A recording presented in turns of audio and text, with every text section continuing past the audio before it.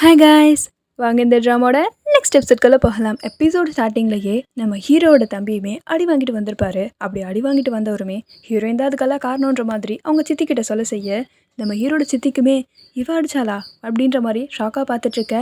இல்லை, இவளோட அண்ணன் தான் அடிச்சிட்டாரு, ஏன் என்னன்னா தெரியல, ஆனால் அடிச்சிட்டாருன்ற மாதிரி சொல்லிட்டுருக்க. அப்படின்னா அதுக்கு பொறுப்பு நீ தான். எவ்வளோ தைரியம் இருந்தா என் புள்ளைய அவன் அடிச்சிருப்பான், அதுக்கு காரணம் என்னவா இருக்கும்? கண்டிப்பாக நீயாக தான் இருப்பன்ற மாதிரி நம்ம ஹீரோட சித்தி சொல்ல செய்ய, பட் ஆக்சுவலாக அங்கே என்ன நடந்ததுன்னு கட்ட செய்கிறாங்க. நம்ம ஹீரோனோட அண்ணி இருக்காங்க இல்லையா, அவங்களுமே இங்கே பாருங்கள், எங்கள் வீட்டு பொண்ணு நல்லா இருக்கணும் தான் உங்களுக்கு நாங்கள் காசு கொடுத்தோம், ஆனால் அவள் நல்லா இருக்கிற மாதிரி தெரியல. ஸோ இதுக்கப்புறம் எங்ககிட்ட காசு எதிர்பார்க்குற வேலை வச்சுக்காதீங்க, நான் அதுக்கப்புறம் உங்களுக்கு காசு கொடுக்க போகிறது இல்லைன்னு சொல்லிட்டு அவங்க அந்த இடத்த விட்டு போயிருப்பாங்க. இதெல்லாம் பார்க்குற அவங்களோட ஹஸ்பண்டுமே இவரை தப்பாக புரிஞ்சிக்க செய்கிறாங்க. ஒரு வேளை இவன் கூட தான் அவளுக்கு அஃபேர் இருக்கும் போல இருக்குன்னு நினச்சிட்டு தான் அவரை செருப்பு எடுத்து அடிச்சிருப்பாரு. எவ்வளோ தைரியம் இருந்தால் என் புள்ளியை செருப்பால் அடிச்சிருப்பான், அப்படி என்ன அவன் தப்பு பண்ணிட்டான், இதுக்கு கண்டிப்பாக உங்கள் அண்ணன் மன்னிப்பு கேட்டே ஆகணுன்ற மாதிரி சொல்லிட்டு இருக்க. என்ன பேசிகிட்டு இருக்கீங்க, இதுக்கும் ஹீரோயினுக்கும் என்ன சம்மந்தம்? அவங்க அண்ணன் அடித்தானா அதுக்கே இவன் மன்னிப்பு கேட்கணுன்ற மாதிரி நம்ம ஹீரோட அப்பா கரெக்டாக தான் கேட்டுட்ருக்காரு. என்னதான் இருந்தாலும் ஹஸ்பண்ட் இப்படி அடி வாங்கிட்டு வந்தால் எந்த ஒய்ஃப் தான் சும்மா இருப்பாங்க? நம்ம மோனிகாவுக்கும் கோவம் வருது. ஆக்சுவலாக இவங்க பேர் மோனிகா, நம்ம மோனிகானே வச்சுக்கலாம். இதுக்கப்புறம் அவங்களுமே இங்கே பாருங்கள், பணக்காரங்கன்னா இப்படி தான் இருப்பாங்கன்னு அத்தை சொன்னாங்க, ஆனால் நான் தான் கேட்கல. ஆனால் இப்போ கண்ணார பார்த்துட்டேன், என் பிடிச்சனை இப்படி அடித்து வச்சுருக்கீங்க, அப்படி ஒரு என்ன தப்பு பண்ணார் அப்படின்ற மாதிரி அவங்களுமே கோவப்பட்டுட்ருக்க. ஹீரோயினுக்கு என்ன பதில் சொல்லனே தெரியல, அவ்வளோ அமைதியாக பார்த்துட்ருக்க. நம்ம ஹீரோயினுக்கு அந்த இடத்துல நம்ம ஹீரோனோட மாமனார் மட்டும்தான் சப்போர்ட்டாக இருந்துகிட்ருக்காரு. எனக்கு தெரியாது, கண்டிப்பாக இப்போ ஹீரோனோட அண்ணன் மன்னிப்பு கேட்டே ஆகணும் அப்படின்னு சொல்லிட்டு ஹீரோட சித்தியுமே அடமாக நின்றுட்டுருக்க. இதை பார்க்குற ஹீரோமே, நான் வேணால் ஃபோன் பண்ணி என்ன எதுவும் விசாரிச்சு பார்க்குறேன், தெரிஞ்சிடும்லன்ற மாதிரி சொல்லிட்டுருக்காரு. இங்கே பாருங்கள், பிரச்சனையே இவ்வளோ தான்ற மாதிரி நம்ம ஹீரோட சித்தியுமே சொல்லிட்டுருக்க. அப்படி சொல்லாதீங்க, பிரச்சனைக்கு முழு காரணமே ஹீரோ தான். ஏன்னா அவன் தான் ஃபோர்ஸ் பண்ணி ஹீரோனை கல்யாணம் பண்ணி இந்த வீட்டுக்கு கூட்டிகிட்டு வந்தான். அந்த பொண்ணை அவனு இந்த வீட்டுக்கு வரல. ஸோ பிரச்சனையை மொத்தமும் கூட்டிகிட்டு வந்தது உங்கள் புள்ள தான், இவளை இழுக்காதீங்கன்ற மாதிரி நம்ம ஹீரோ அழுத்தி சொல்லிட்டுருக்க. இவங்களுக்கா அதெல்லாம் எனக்கு தெரியாது, கண்டிப்பாக இப்போ இவன் மன்னிப்பு கேட்டே ஆகணும் அப்படின்ற மாதிரி இவங்க ஒத்த காலம் நின்றுட்டுருக்க. ஹீரோவுமே இல்லை நான் என்னென்னு பேசி பார்க்குறேன், பேசினா தானே தெரியுன்ற மாதிரி ஃபோன் பண்ண போயிட்டுருக்கான். அதெல்லாம் ஒன்றும் வேணாம், இவ தான் ஃபோன் பண்ணி அவங்க அண்ணங்கிட்ட சாரி கேட்க வைக்கணும் அப்படின்னு சொல்லிட்டு நம்ம ஹீரோட சித்தியுமே அவங்களோட ஃபோன் எடுத்து கொடுத்துட்ருக்காங்க. பேசு, உங்கள் அண்ணன்கிட்ட பேசி எதுக்கு என் பிள்ளைய அடித்தான்னு கேளு, கேட்குறது மட்டும் இல்லாமல் மன்னிப்பு கேட்கணும் உங்கள் அண்ணன் அப்படின்ற மாதிரி ஃபோன் எடுத்து கொடுத்துட்ருக்க. இதை பார்க்குற நம்ம ஹீரோட அப்பாவுமே அது எதுக்கு இவ பண்ணணும் அப்படின்ற மாதிரி தடுத்து நிறுத்திட்டுருக்காரு. அதெல்லாம் எனக்கு தெரியாது, கண்டிப்பாக இவ தான் அதுக்கு பொறுப்புன்ற மாதிரி ஃபோனை கொடுத்துட சரின்னு சொல்லிட்டு ஹீரோயினுமே அவங்க அண்ணனுக்கு கால் ட்ரை பண்ணுறாங்க. பட் அவருக்கு என்னமோ ஃபோனில் சரளான் தானே வரும். ஆமாம், இந்த நேரத்தில் இவங்க எதுக்கு கால் பண்ணுறாங்கன்ற மாதிரி கடுப்பாக தான் கால் அட்டன் பண்ணுறாரு. ஆனால் நான் தான் பேசுகிறேன். ஆமாம், எதுக்கு இந்த மாதிரி என் ஹஸ்பண்டோட பிரதர் அடிச்சேன்ற மாதிரி கேட்க செய்ய, உன் ஹஸ்பண்டோட பிரதரா, அவன் உன் ஹஸ்பண்டோட பிரதரான்ற மாதிரி அவர் கொஞ்சம் ஷாக்காக கேட்டாலோ, அவன் பண்ணதான் தப்பு, அவன் பண்ண தப்புக்கு அடிக்காமல் என்ன பண்ணுவாங்க அப்படின்ற மாதிரி கேட்க செய்ய, அப்படி என்ன பண்ணாருன்ற மாதிரி கேட்க செய்ய, அதை எப்படி சொல்ல முடியும்? இவருமே கடுப்பானவர், அதை அவன்கிட்டே கேட்டுக்கோ, ஆனால் அவன் தான் தப்பு பண்ணான், அதனால தான் அடிச்சேன்ற மாதிரி ஃபோனை வச்சுட்டு செய்ய, இவளுக்கா இப்போ என்ன பண்ணுறதுனே தெரியல. மொத்தத்தில் இப்போ உங்கள் அண்ணன் கண்டிப்பாக மன்னிப்பு கேட்க மாட்டான் அப்படி தானே சொல்லிட்டு நம்ம ஹீரோட சித்தியுமே கேட்க செய்ய, இரண்டுமே ஆமான்ற மாதிரி சொல்லிட்டுருக்கா. அப்படின்னா அதுக்கான தண்டனையை நீ தான் அனுபவிச்சு ஆகணும். எவ்வளோ தைரியம் இருந்தால் என் பிள்ளைய அவன் செருப்பால் அடிச்சிருப்பான், அதுக்கு தண்டனை அப்போ உனக்கு தானே கொடுத்தாகணும் பா அப்படின்னு சொல்லிட்டு ஹீரோனையை பிடிச்சி இழுத்துட்ருக்க. வீட்டில் இருக்க யாருக்குமே ஒன்றும் புரிய மாட்டேங்குது, என்ன பண்ணுறாங்க இவங்கன்ற மாதிரி பார்த்துட்ருக்க.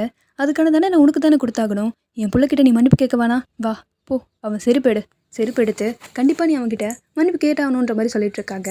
இது கொஞ்சம் ஓவராக தான் போயிட்டுருக்கு. நம்ம ஹீரோயினியுமே என்னதான் இருந்தாலும் எங்கள் அண்ணன் பண்ணது தப்பு தான், ஸோ கண்டிப்பாக நான் அதை செய்கிறேன்ற மாதிரி அவ்வளோ வீட்டு வாசலில் போய் நின்றுட்டுருக்க. இதை பார்க்குற ஹீரோட அப்பாவுமே அவங்க அதெல்லாம் சொல்கிறாங்கன்னு நீ எதுவும் செய்யணும்னு அவசியம் கிடையாதுமா, வாமான்ற மாதிரி பிள்ளைய பிடிச்சி உள்ளே இழுத்துட்ருக்க. ஹீரோயினியுமே இல்லை மாமா, அவங்க சொன்னது கரெக்டு தான், எங்கள் அண்ணன் என்னதான் இருந்தாலும் அப்படி பண்ணியிருக்கக்கூடாது, அவர் பண்ண தப்புக்கு நான் தானே மன்னிப்பு கேட்கணும்னு சொல்லிட்டு நம்ம ஹீரோயினியுமே அவங்க பிரதரின்லாவோட செருப்பு எடுக்க போயிட்டுருக்க. இதை பார்க்குற ஒய்ஃப்மே இவளுக்கு இது தேவை தான், இவ பண்ணதுக்கு இவ தண்டனையை அனுபவிச்சாதான் என்னால் நிம்மதியாக இருக்க முடியுன்ற மாதிரி அவங்களோட பிரதரின்லாவோட ஒய்ஃப்மே இதெல்லாம் பார்த்துட்ருக்க. ஹீரோயினியுமே அந்த செருப்பை அவள் கையால் எடுக்க செய்கிறா. அப்படி எடுக்கும்போது டக்குன்னு கரண்ட்டு போயிடுது. என்னடா இதுன்னு சொல்லிட்டு எல்லாரும் திரும்பி பார்க்க செய்ய நம்ம ஹீரோ பூஜை பண்ணிகிட்ருக்கான். பூஜை பண்ணுறதுக்கு டைம் ஆகிடுச்சு, ஸோ எல்லோரும் வந்து பூஜை பண்ணுங்க முதல்ல அப்படின்ற மாதிரி சொல்லிட்டுருக்க. முதல்ல உள்ளே வாமான்ற மாதிரி ஹீரோயினியை உள்ளே எடுத்துகிட்டு வந்துடுறாரு அவங்க மாமனாருமே. இதை கவனிக்கிற ஹீரோயினுக்கு நல்லாவே புரியுது, ஹீரோ நமக்காக தான் இதெல்லாம் பண்ணுறான் அப்படின்னு சொல்லிட்டு சரின்னு சொல்லிட்டு இங்கே பாருடா, இன்றைக்கி வேணா அவள் தப்பிச்சிருக்கலாம் இந்த பூஜையை காரணமாக வச்சுக்கிட்டு, ஆனால் தினமும் தப்பிக்க முடியாதுன்ற மாதிரி சித்தியுமே சொல்லிகிட்ருக்க. நம்ம ஹீரோயினியுமே என்னதான் இருந்தாலும் எங்கள் அண்ணன் அப்படி பண்ணியிருக்கக்கூடாது, தயவு செஞ்சு அண்ணனுக்காக நான் உங்ககிட்ட மன்னிப்பு கேட்குறேன்னு சொல்லிட்டு அவர் காலையில் விழுந்துட. இதை பார்க்குற நம்ம ஹீரோட பிரதருமே சேச்சே நீ ஏம்மா அப்படிலாம் பண்ணுற, அதெல்லாம் ஒன்றும் வேணாம் அப்படின்னு சொல்லிட்டு அவர் அந்த இடத்த விட்டு அமைதியாக போயிடுறாரு. ஹீரோயினுக்குமே என்ன சொல்கிறதுன்னு தெரியல. அப்படியே கட் பண்ண இந்த பக்கம் நம்ம ஹீரோனோட பெரிய அண்ணன் பேசிகிட்டு இருந்ததை அவங்க ஒய்ஃப் கேட்டுட்டு தான் இருந்திருப்பாங்க. அப்படி கேட்டவங்க தான் காலையுமே நடுவில் கட் பண்ணி விட்டுருப்பாங்க. ஏன் இப்படி பண்ணுறன்ற மாதிரி அவங்க ஹஸ்பண்டுமே கோவப்பட்டுருக்க. நீங்கள் எதுக்கு சம்மந்தமே இல்லாமல் அவர் அடிச்சிங்கன்ற மாதிரி கேட்க செய்ய, ஏன் அவர் அடித்தா உனக்கு கோவம் வருதோன்ற மாதிரி கேட்க செய்ய, என்ன பேசுகிறீங்க தெளிவாக பேசுங்கன்ற மாதிரி ஒய்ஃப்மே சொல்ல செய்ய, எனக்கு நல்லா தெரியும் எனக்கு குழந்தை பிறக்காதுன்னு சொல்லிட்டு நான் அதை பார்த்துட்டேன் அப்படின்னா உன் வயிற்றில் வர குழந்தைக்கு அப்பா யாருன்ற மாதிரி கேட்க செய்ய இவ டென்ஷன் ஆகிடுறா. அட பாவி, உனக்கோசரம் உமான மரியாதை போயிடக்கூடாதுன்னு சொல்லிட்டு தான் நான் இவ்வளவும் பண்ணேன். ஆனால் நீ என்னையே சந்தேகப்படுறல, ஒரு வார்த்தை ஒரு வார்த்தை என்கிட்ட கேட்டுக்கக்கூடாது என்ன ஏதுன்னு சொல்லிட்டு நானே உங்ககிட்ட சொல்லியிருப்பேன் அப்படின்னு சொல்லிட்டு அந்த ஃபார்ம் கொண்டு எல்லாத்தையும் கொண்டு வந்து அவர்கிட்ட காட்டிகிட்டு இருக்காங்க. உங்களுக்கு கெட்ட பேர் வந்துடக்கூடாதுன்ற ஒரே காரணத்துக்காக தான் நான் இதெல்லாம் பண்ணேன். உங்களுக்கு இது கூட புரியலையான்ற மாதிரி கேட்க செய்ய, அப்படி எதுக்கு அவங்ககிட்ட பேசணுன்ற மாதிரி அவங்களோட ஹஸ்பண்டுமே கேட்க செய்கிறாரு. நான் ஹீரோனுக்கு ஹெல்ப் பண்ணணும்னு நினச்சேன், அதனால அவர்கிட்ட தான் காசு கொடுத்துட்டு இருந்தோம். ஆனால் அதுக்கப்புறம் கொடுக்க முடியாதுன்றதை நான் அவர்கிட்ட சொல்லிட்டு இருந்தேன்ற மாதிரி சொல்ல செய்ய, அதை என்கிட்ட சொல்லிகிட்டே பண்ணியிருக்கலாமேன்ற மாதிரி ஹஸ்பண்டுமே கோவப்பட செய்கிறாரு. ஆமாம், நான் உங்கள் தங்கச்சி ஹெல்ப் பண்ணுறேன்னு சொன்னால் நீங்கள் அப்படியே விட்டுருவீங்க பாருங்கள், உங்கள் அப்பா பேச்சை தான் நீங்கள் கேட்பீங்க, அதனால நான் எதுவுமே சொல்லலை அப்படின்ற மாதிரி சொல்லிட்டு இருக்கேன். கட் பண்ணால் இந்த பக்கம் நம்ம ஹீரோவுமே ஹீரோயின் அப்பாவை பார்க்குறதுக்காக வந்திருப்பாரு. வந்தவருமே ஏன் தெரியல, சம்மந்தமே இல்லாமல் என்னோடய பிரதரை உங்கள் பையன் அடிச்சிட்டாரு, உங்கள் பெரிய பையன்தான், அது ஏன் என்னன்னு கொஞ்சம் கேட்டு சொல்ல முடியுமான்ற மாதிரி இவனுமே கேட்க செய்ய, நீங்கள் எனக்கு அப்பா மாதிரி அதனால தான் ஸ்ட்ரெயிட்டாக உங்ககிட்டே வந்து கேட்குறேன்ற மாதிரி சொல்லிட்டுருக்கேன். சரின்னு சொல்லிட்டு இவருமே அவரோட மூத்த பையனை கூப்பிட்டுருக்காரு. சம்மந்தமே இல்லாமல் எதுக்கு ஹீரோட பிரதரை அடிச்சான்ற மாதிரி கேட்க செய்ய, இவனுமே ஒரு மிஸ் அண்டர்ஸ்டாண்டிங் ஆகிடுச்சு, நான் தான் தப்பாக நாள் அடிச்சிட்டேன், நான் ஒரு ஒர்க் இதில் இருந்தேனா அதை இவர் தான் அப்படின்னு சொல்லிட்டு இவன் எதையோ முழப்பி இல்லை ஒரு மிஸ் அண்டர்ஸ்டாண்டிங் ஆகிடுச்சு அதனால அவர் அடிச்சிட்டேன் அப்படின்ற மாதிரி சொல்லிட்டு போயிட, ஹீரோக்குமே சரி ஓகே இதை இதோடு முடிச்சிக்கலாம் அப்படின்ற மாதிரி சொல்லிட்டு இருக்கான். எவ்வளோ தைரியம் இருந்தால் ஹீரோ குடும்பத்து மேலே கை வச்சிருப்பேன், அவன் குடும்பத்து மேலே கை வைக்கிறது என் மேலே கை வைக்கிற மாதிரின்னு சொல்லிட்டு ஹீரோக்கு அவ்வளோ சப்போர்ட்டாக பேசிகிட்டு இருக்காரு. நீ இப்போப்பா நான் பார்த்துக்கிறேன்னு சொல்லிட்டு ஹீரோவை அனுப்பி விட்டுட்டுருக்க. அவளுமே இதுக்கு மேலே பிரச்சனை வேணான்ற மாதிரி அந்த இடத்த விட்டு கிளம்பிடுறான். இங்கே பாரு, உன் கோவம் எனக்கு புரியுது, அதுக்கோசரம் நீ இந்த மாதிரி பண்ணக்கூடாது. ஆட்டத்தில் ஜோக்கர் ரொம்ப முக்கியம், அந்த ஜோக்கர் நம்ம இஷ்டத்துக்கு நடந்துக்கணும், அப்போ தான் ஆட்டம் நம்ம நினைக்கிற மாதிரி நடக்கும். நம்ம வின் பண்ணணும்னா ஜோக்கர் எப்பயும் நம்ம கூடியே தான் இருக்கணும் அப்படின்னு சொல்லிட்டு நம்ம ஹீரோ தான் இவ்வளோ நேரம் ஒரு ஜோக்கர்னு சொல்லிட்டு இருக்காரு. அப்படியே கட் பண்ணால் இந்த பக்கம் நம்ம ஹீரோ எப்போ வருவான்னு சொல்லிட்டு வீட்டில் இருக்க எல்லாருமே வெயிட் பண்ணிட்டு இருக்காங்க. ஒரு கடத்தில் நம்ம ஹீரோமே வீட்டுக்கு வர செய்ய பார்த்தவங்க கிட்ட என்னாச்சு ஏன் அடிச்சாரான்ற மாதிரி நம்ம ஹீரோட சித்தியுமே கேள்வி மேலே கேள்வியாக கேட்டுட்ருக்க. அது ஒன்றும் இல்லை, ஒரு மிஸ் அண்டர்ஸ்டாண்டிங் ஆகிடுச்சு அதனால தான் அடிச்சிட்ருக்காருன்னு சொல்லிட்டு போக ஹீரோனுக்கு இதை கேட்கும் போது தான் கொஞ்சம் நிம்மதியாக இருக்குது செய்து. பட் இதை பார்க்குற அவருக்கு தெரியும் இல்லையா கண்டிப்பாக மிஸ் அண்டர்ஸ்டாண்டிங்னால அடிக்கலான்னு சொல்லிட்டு ஹீரோட பிரதருமே மனசுக்குள்ளே நினச்சிக்கிறாரு. என்னதான் இருந்தாலும் இவங்களுக்கு இதை கேட்கும்போது கொஞ்சம் கடுப்பாக தான் இருக்குது சைடு. இதுக்கப்புறம் இந்த பிரச்சனை இழுக்க வேணான்ற மாதிரி சொல்லிட்டு ஹீரோ அந்த இடத்த விட்டு போயிட செய்ய, இதை பார்க்குற நம்ம ஹீரோட பிரதரும் அவங்க ஒய்ஃப் கிட்ட சொல்லிட்டு இருக்காங்க. மோனிகா அந்த மாதிரிலாம் எதுவும் கிடையாது, நடந்த விஷயத்த நான் சொல்கிறேன்ற மாதிரி அவர் எக்ஸ்பிளைன் பண்ணிகிட்ருக்காரு. இந்த மாதிரி அவங்க காசு கொடுக்க முடியாதுன்றத சொல்லிட்டாங்க, காசு இதுக்கப்புறம் இல்லைனா நம்மளால் எப்படி பணக்கார ஆக முடியுன்ற மாதிரி கேட்டுட்ருக்கேன். ஏங்க பணம் காசாங்க முக்கியம், எனக்கு உங்கள் உயிர் தாங்க முக்கியம், இப்படி போட்டு அடிச்சு வச்சுருக்காங்க, நமக்கு அதெல்லாம் ஒன்றும் வேணான்ற மாதிரி ஒய்ஃப் ஹஸ்பண்டுக்கு சப்போர்ட்டாக பேசிகிட்டு இருக்காங்க. கட் பண்ணி இந்த பக்கம் ரூமுக்கு வந்த ஹீரோயினுமே பீரோவை திறந்தா பீரோ ஃபுல்லாக ட்ரெஸ் கிடக்கும் போல இருக்குது. அப்படியே கீழே விழ செய்ய சரின்னு சொல்லிட்டு ஒரு பேக் எடுத்து அதெல்லாம் எடுத்து வச்சிட்ருக்க. அதை பார்க்குற ஹீரோவுமே ஓ புரிஞ்சு போச்சு, இந்த பிரச்சனையெல்லாம் இதுக்கப்புறமும் உங்களால் தாங்க முடியாதுன்னு எனக்கு நல்லாவே தெரியுது, ஒன்றும் பிரச்சனை கிடையாது, உங்கள் அப்பா கிட்ட நானே உங்களை பத்திரமா கொண்டு போய் சேர்த்துட்றேன், நீங்கள் அதுக்காக வைக்கப்படணும்லாம் ஒன்றும் அவசியம் கிடையாதுன்னு சொல்லிட்டுருக்க. ஏய் என்ன சொல்கிற நீன்ற மாதிரி ஹீரோயினுமே கேட்க செய்ய, எனக்கு புரியுதுங்க நீங்கள் ரொம்ப எக்ஸ்பிளைன் பண்ணணும்னு அவசியம் கிடையாதுன்னு சொல்லிட்டுருக்க, முதல்ல பேக்கை பாருன்ற மாதிரி ஹீரோயின் சொல்லிட்டுருக்கா. சரின்னு சொல்லிட்டு அவனும் பேக்கை பார்த்தா என்ன பேக் ஃபுல்லாக என்னோட ட்ரெஸ் இருக்குன்ற மாதிரி கேட்க, ஆமாம் நீ போடாத ட்ரெஸ் எல்லாம் எடுத்து ஒரு ஓரமாக வச்சனாச்சு பீரோவில் இடம் இருக்கும் பாரு, அதுக்காக தான் சொல்லிட்டுருக்கா. அப்படின்னா நீ வீட்டை விட்டு வெளில போகிறது கிடையாதுன்ற மாதிரி கேட்க செய்ய, அதுக்கு வாய்ப்பே கிடையாது ராஜா, நீயா துரத்துனாலும் நான் இந்த வீட்டை விட்டு போக மாட்டேன், ஏன்னா நான் தான் இந்த வீட்டு மருமகன்ற மாதிரி சொல்லிட்டுருக்க. சப்பா முடியலடான்ற மாதிரி ஹீரோ டென்ஷனாக பார்த்துட்ருக்க. அவனோட கண்ணாடியை எடுத்து போட்டு இவன் ஃபிலிம் காட்டிகிட்ருக்கா. இவனுக்கு டென்ஷன் ஆகிட்டுருக்கு. என் வீட்டில் உங்களை இவ்வளோ அசிங்கப்படுத்துகிறாங்க, நீங்கள் இதுக்கப்புறமும் ஏன் உங்கள் வீட்டுக்கு போகணும்னு நினைக்க மாட்டேங்கிறீங்க, இங்கே இருந்தீங்கன்னா இதுக்கு மேலே இன்னும் அசிங்கம் தான் படுவீங்கன்ற மாதிரி சொல்லிட்டுருக்க. எதுவாக இருந்தாலும் நான் பார்த்துப்பேன் அப்படின்ற மாதிரி இவள் அசால்ட்டாக நின்றுட்டுருக்கா. உங்ககிட்டலாம் மனுஷன் பேச முடியுமான்ற மாதிரி ஹீரோ டென்ஷன் ஆகிட்டு படுக்க போயிடுறான். கட் பண்ணி இந்த பக்கம் மோனிகாவுமே அவங்க ஹஸ்பண்ட்க்கு ஆயில்மெண்ட்லாம் போட்டு விட்டுட்ருக்காங்க. காசை விட ஹஸ்பண்ட் தான் முக்கியம்னு அவங்க இம்பார்ட்டன்ஸ் கொடுக்கறது ரொம்ப நல்லா இருக்குது கதையில். அப்படியே கட் பண்ணி இந்த பக்கம் நம்ம ஹீரோட இளைய தங்கச்சியுமே சுருட்ட முடி காடிக்கிட்ட இன்டர்வியூலாம் எப்படி போச்சுன்ற மாதிரி கேட்டுட்ருக்க. நல்லா போச்சு அப்படின்ற மாதிரி சொல்லிட்டுருக்கா. வேலை கிடச்சிருமான்ற மாதிரி கேட்க செய்ய, வேலை கிடைக்காம ஆளே கிடைச்சா நல்லா தான் இருக்குன்ற மாதிரி இவன் மனசுக்குள்ளே நினச்சிட்டு இருக்க. அப்பான்னு பார்த்து தான் இவன் மெசேஜ் பண்ணியிருப்பா போல இருக்கு. ஆனால் ரிப்ளை எதுவும் வந்த மாதிரி தெரியல. சரின்ட்டு கடுப்பாயிட்டு படுக்க போயிட்டுருக்க. ஆனால் கூட சுருட்டு முடிக்காரியோ நம்ம ஹீரோனோட சின்னனை பற்றி தான் நினச்சிட்டு இருக்கா. அவனோட ஃபோட்டோஸ்க்கெலாம் லைக் பண்ணிகிட்ருக்கா. லைக் பண்ணணும் அவன்கிட்ட என்ன ஞாபகம் இருக்கான்ற மாதிரி கேட்க செய்ய நல்லாவே தெரியுது. நம்ம ஏன் நாளைக்கு மீட் பண்ணக்கூடாது அப்படின்ற மாதிரி இவளுக்கு அவள் ரிப்ளை பண்ணிகிட்ருக்கான். கம்பெனி விஷயமா கொஞ்சம் அவகிட்ட பேசணுன்ற மாதிரி சொல்லிட்டுருக்க. இவளுமே ஓகே ஓகே அப்படின்ற மாதிரி ஃபோனில் மெசேஜ் பண்ணிகிட்ருக்கா. இதை கவனிக்கிற நம்ம ஹீரோட இளைய தங்கச்சியுமே அம்மா நீ தூங்குற மாதிரி தெரியலன்ற மாதிரி கேட்க செய்ய எனக்கு நல்லா தூக்கம் வருதுப்பா.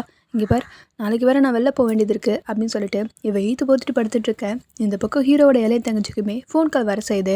இவன் தான் கால் பண்ணியிருப்பான் போல இருக்கு. ஃபோனை சந்தோஷமாக அட்டன் பண்ணவளுமே எடுத்துகிட்டு போய் வெளில பேசிகிட்டு இருக்கா. காலையிலேருந்து உங்களுக்கு எத்தனை தடவை கால் ட்ரை பண்ணுறது, மெசேஜும் பண்ணி பார்த்துட்டேன், ரிப்ளை கூட பண்ண காணும், நல்லா இருக்கீங்களா இல்லையான்னு சொல்லிட்டு அவசரமாக கேட்டுட்ருக்க. இருமா ஒரு கேள்விக்காக தான் பதில் சொல்ல முடியும், நான் நல்லா இருக்கேன் அப்படின்ற மாதிரி சொல்ல செய்ய இவளுமே சரி ஓகே அப்படின்னு சொல்லிட்டு இப்போ தான் அவளுக்கு நிம்மதியாக இருக்குது. சரின்னு சொல்லிட்டு காலை கட் பண்ணிட்டு போக செய்கிறான். ஆக்சுவலாக இவன் ஏன் காலை கட் பண்ணியிருப்பானா சுருட்டு முடிக்காரர்கிட்ட பேசுறதுக்காக தான் காலை கட் பண்ணியிருப்பான். பட் இவன் பிஸ்னஸ் விஷயமாக தான் பேசணும்னு நினச்சி காலை கட் பண்ணியிருப்பான். இவளுமே சரி ஓகேன்னு சொல்லிட்டு வந்து படுக்க செய்ய மொத்தத்தில் 2 பேருமே ஒரே பர்சன் கிட்ட தான் பேசியிருக்காங்க. அதுவும் நம்ம ஹீரோனோட இளைய அண்ணன் கிட்ட தான் பேசிகிட்டு இருந்திருக்காங்க. அப்படியே கட் பண்ணால் மறுநாள் விடியுது. இன்றைக்கி ஒரு சடங்கு இருக்கும் போல இருக்குது. பொதுவாக கல்யாணம் பண்ணிட்டு வந்த மருமகள்லாம் அவங்க அம்மா அப்பா வீட்டிலேருந்து சீர் மாதிரி கொண்டு வருவாங்க போல இருக்கு. அதாவது பொருளாக கிடையாது, இந்த மாதிரி பருப்பு கோதுமை அந்த மாதிரி ஐட்டம்ஸாக கொண்டு வருவாங்க போல இருக்கு. அவங்க வீட்டிலேருந்து இதெல்லாம் கொடுத்து விடணுன்ற மாதிரி சொல்லிட்டு இருக்கேன். உங்கள் வீட்டிலேருந்து என்ன கொடுத்து விட்டாங்க எடுத்துகிட்டு வான்ற மாதிரி அவங்களோட மூத்த மருமகிட்ட கேட்டுட்ருக்கேன். இவங்களுமே எடுத்துகிட்டு வந்து காட்ட செய்கிறாங்க. அதெல்லாம் பார்த்தவங்களுமே என்ன ரேஷனில் போட்ட மொத்த ஐட்டத்தையும் உங்கள் வீட்டில் கொடுத்து அனுப்பிட்டாங்களா, எப்பயும் பழைய பொருளை கொடுத்து ஏமாத்துறதே வேலையாக போச்சுன்ற மாதிரி மாமியார் சொல்லிகிட்ருக்கேன். இவளுக்கு என்ன பதில் சொல்கிறதுனே தெரியல. அமைதியாக திருன்னு முடிச்சிட்ருக்கா. இப்படி முடிச்சுட்டு இருக்கும்போது தான் அந்த இடத்துக்கு நம்ம விந்தியாவுமே வர செய்கிறா. அதான் ஹீரோ ஒன்சைடாக லவ் பண்ணுற பொண்ணு. அவளுமே என்னதான் இன்னும் எனக்கு இந்த வீட்டோட கல்யாணமாகி நான் இந்த வீட்டுக்கு மருமகளாக வரலனா கூட நான் இந்த வீட்டோட மருமகளாக தான் நினைக்கிறேன். ஸோ அதனால் எங்கள் வீட்டிலேருந்து கொண்டு வந்து போகிற பொருள் எல்லாமே நான் கொண்டு வந்து தரேன்னு சொல்லிட்டு அவள் 3-4 பக்கெட்லாம் எடுத்துகிட்டு வந்து வச்சிட்ருக்கா. ட்ரெஸ்ஸு, சாப்பாடு, துணிமணி அப்படின்னு சொல்லிட்டு ஃப்ரூட்ஸுன்னு வகையாக எடுத்து வந்து வச்சிட்ருக்கா. இவ என்ன அவங்க அப்பா கடையை மொட்டை அடிச்சு எடுத்து வந்துட்டா போல இருக்கே அப்படின்னு சொல்லிட்டு அந்த வீட்டு மூத்த மருமகளுமே இதெல்லாம் பார்த்துட்ருக்க. இந்த பக்கம் எதுக்குமா இதெல்லாம் இவ்வளோ கொண்டு வரணும்னு என்ன அவசியம் இருக்குது அப்படின்ற மாதிரி மாமியாரமே கேட்க செய்ய நான் செய்யாமல் வேறு யார் அத்தை செய்வான்ற மாதிரி இவளுமே சொல்லிகிட்ருக்க. இதெல்லாம் பார்க்குற அந்த வீட்டு மூத்த மருமகளுமே இப்படியே போயிட்டு இருந்தானா இவன் இந்த வீட்டு மருமகள் வந்தால் என்ன ஆகுறது, நம்மளை கம்பேர் பண்ணியே சாவடிச்சிருவாங்களே, வாய்ப்பே கிடையாது, கண்டிப்பாக ஹீரோயின் தான் இந்த வீட்டு மருமகளாக இருக்கணும்னு சொல்லிட்டு அந்த வீட்டு மூத்த மருமகளுமே அத்தை இவ கொண்டு வந்தால் ஓகே, ஹீரோயின் தானே இந்த வீட்டு மருமகளாக இருந்துட்டுருக்கா, அவள் எந்த பொருளுமே கொண்டு வரலையே, என்ன ஏதுன்னு கொஞ்சம் கேளுங்க அப்படின்னு சொல்லிட்டு மோனிகா தான் அவங்க அத்தையை கேட்க சொல்லிட்டு இருக்கா. அப்படி அவள் சொன்னதுக்கப்புறம் தான் இவங்களுமே யோசிக்க செய்கிறாங்க. ஆமாம்ல இவங்ககிட்டலாம் கேட்டோம், ஆனால் ஹீரோயின் கிட்ட இன்னும் கேட்க செய்யலையான்னு சொல்லிட்டு அவங்களுமே சரி எல்லாரும் கொண்டு வந்துட்டாங்க, உங்கள் வீட்டிலேருந்து எதுவும் கொண்டு வரலையான்ற மாதிரி நம்ம ஹீரோயின் கிட்ட கேட்க செய்ய அவளுக்கு என்ன பதில் சொல்கிறதுனே தெரியல. ஆமாம் உன்னையே வேணாம் தான் இந்த வீட்டுக்கு துரத்தி விட்டுருக்காங்க, இந்த வீட்டுக்கு பொருள் மட்டும் எப்படி கொடுத்து அனுப்ப போகிறாங்க, அதுக்கெல்லாம் வாய்ப்பே இல்லை அப்படின்னு சொல்லிட்டு சரி இந்த திங்ஸ் எல்லாம் எடுத்துகிட்டு போய் உள்ள வை அப்படின்னு சொல்லிட்டு அவங்க மூத்த மருமகிட்ட சொல்லிட்டு இருக்கேன். அவங்களுமே சரிங்கத்த அப்படின்னு சொல்லிட்டு எல்லா பொருளையும் எடுத்துகிட்டு போயிட்டுருக்காங்க. நடக்கிறதெல்லாம் பார்த்த ஹீரோட இளைய தங்கச்சியுமே ஹீரோயினுக்கு சப்பாட்டா எல்லாமே நல்லபடியாக நடக்கும் நீ அப்படின்ற மாதிரி கண்ணை சிமிட்டு செய்ய ஹீரோயினியுமே சரி ஓகேன்ற மாதிரி கொஞ்சம் சந்தோஷப்பட்டுக்கு செய்கிறா. இப்படி இவங்க பேசிகிட்டு இருக்க ஹீரோயினுக்கு கொஞ்சம் கஷ்டமாக தான் இருக்குது. அம்மான்னு ஒருத்தவங்க இருந்திருந்தாங்கன்னா கண்டிப்பாக எனக்கு இந்த திங்ஸ் எல்லாம் அனுப்பி வச்சுருப்பாங்கன்ற மாதிரி ஹீரோயின் மனசுக்குள்ளே நினச்சிட்ருக்கேன். அப்பன்னு பார்த்து நம்ம ஹீரோனோட அப்பாவோட 2 ஆட்களுமே இந்த மாதிரி ஹீரோயினுக்கு கொடுத்துட்டு வர சொன்னாங்க அவங்க வீட்டிலேருந்து அப்படின்ற மாதிரி எதையோ அனுப்பி வச்சுட்ருக்கேன். அதை பார்க்குற ஹீரோயின் அவ்வளோ சந்தோஷப்பட்டுட்ருக்கா. மொத்த குடும்பமே வாய் பழந்து பார்த்துட்ருக்க. என்னடா இது எதுவும் அவங்க வீட்டிலேருந்து கொடுத்து அனுப்ப மாட்டாங்கன்னு நினச்சேன், ஆனால் கொடுத்துட்டாங்களேன்ற மாதிரி பார்க்க இந்த பக்கம் ஹீரோயின் அவ்வளோ சந்தோஷமாக சாமிக்கிட்டலாம் வேந்திக்கிட்டு அந்த பொருள் என்னன்னு சொல்லிட்டு அந்த துணியை விளக்கிட்டு பார்த்தா உள்ள ஃபுல்லாக கல்லாக இருக்க செய்யுது. ஆனால் இதை பார்க்குற ஹீரோயினுக்கு அவ்வளோ கஷ்டமாக இருக்க செய்யுது. என்னடா இது இதை கொடுத்துருக்காங்களேன்ற மாதிரி அவள் கொஞ்சம் கஷ்டமாக பார்த்துட்ருக்க. ஆனால் இதை பார்க்குற பிந்தியா அவ்வளோ சந்தோஷப்பட்டு சிரிச்சிட்ருக்கா. போய் கல்லை கொடுத்துருக்காங்க, கல்லு கூட ஒரு லெட்டர் இருக்கு போல இருக்கேன்னு சொல்லிட்டு பிந்தியா தான் அந்த லெட்டர் பிரித்து படிச்சுட்ருக்கா. இங்கே பாருமா நீ சந்தோஷமாக இருக்கணும்னு சொல்லிட்டு தான் உன்னை திருப்பி வீட்டுக்கு கூட்டுக்கணும்னு நினச்சேன், ஆனால் நான் எவ்வளோ சொல்லியுமே நீ திருப்பி வீட்டுக்கு வர மாதிரி தெரியல, நீ திருப்பி இந்த இடத்துல இருந்தனா உனக்கு அசிங்கம் மட்டும் தான் கிடைக்கும், கண்டிப்பாக இந்த வீட்டில் உன்னை யாரும் ஏற்றுக்க போகிறது கிடையாது, என்னாலையும் உனக்கோசரம் எந்த திங்ஸும் கொடுக்க முடியாது, இங்கே பாருமா திருப்பி அப்பா கிட்ட வந்துடுன்ற மாதிரி சொல்லி அந்த லெட்டரில் அவங்க அப்பா எழுதிப்பாரு போல இருக்கு. ஹீரோயினுக்கு டென்ஷன் ஆகிடுது. அப்படி இருக்கும்போது தான் நம்ம ஹீரோ ஃபோன்லேருந்து ஹீரோயின் அண்ணியுமே கால் பண்ண செய்ய ஹீரோயின் தான் கால் எடுக்க செய்கிறா. அவளுக்குமே அண்ணி பேசும்போது கொஞ்சம் சந்தோஷமாக தான் இருக்க செய்யுது.